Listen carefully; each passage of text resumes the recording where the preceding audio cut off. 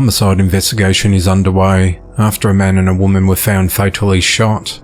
At just after 9 p.m. on Friday the 22nd of March, authorities responded to a home along Pearl Harbor Lane in St. Helena Island, South Carolina after family members went to check on a relative out of concern. The man and woman who recently moved into the home had not been seen or heard from for a few days, which was out of character and prompted a welfare check by the family. After entering the premises, 38-year-old David Gardner and 41-year-old Christiana Alkier were found dead with gunshot wounds. Investigators said there was no signs of forced entry or a robbery, and that preliminary information indicates that they were both murdered. No suspect information has been released, and the motive in the killings is unclear as the investigation into the matter continues.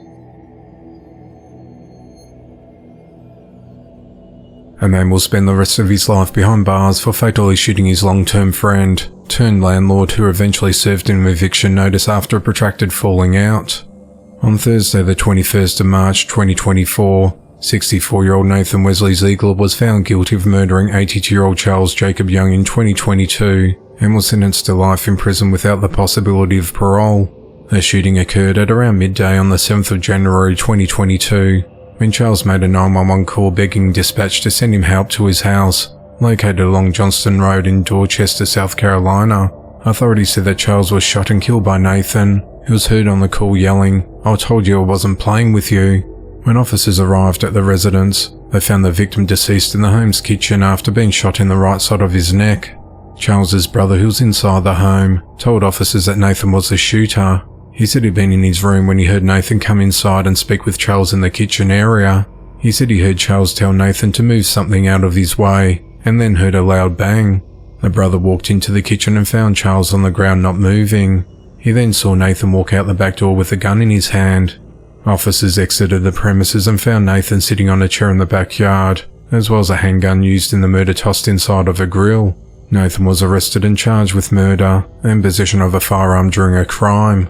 Authorities said that Charles and Nathan had been family friends for more than 20 years, and Charles allowed Nathan to live in the home in Dorchester for almost 20 years rent-free while he moved to New York. When Charles retired and returned to live in his home, authorities said he began having issues with Nathan, leading law enforcement to respond to their residence on several occasions.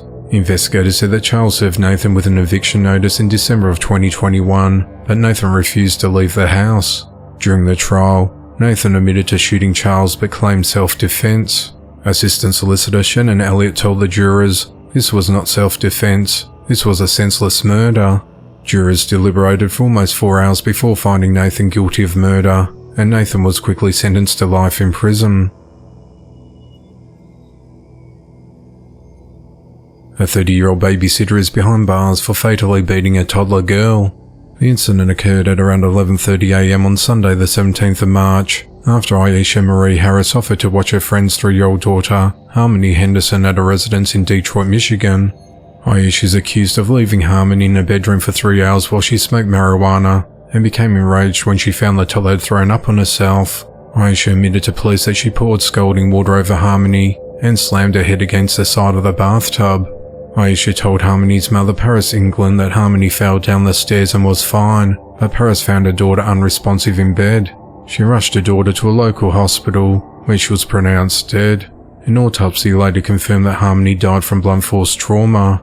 Paris said that she trusted her longtime friend Aisha wholeheartedly before the incident. Paris said that Aisha was having a hard time. She said that Harmony had autism and was non-verbal, and that Aisha became frustrated with her and slammed her head against the tub. Aisha was arrested and booked into the Wayne County Jail on charges of felony murder and first-degree child abuse. During Aisha's arraignment on Wednesday the 20th of March, a judge deemed her a danger to other children and denied her bond. Aisha is expected to return to court on the 27th of March.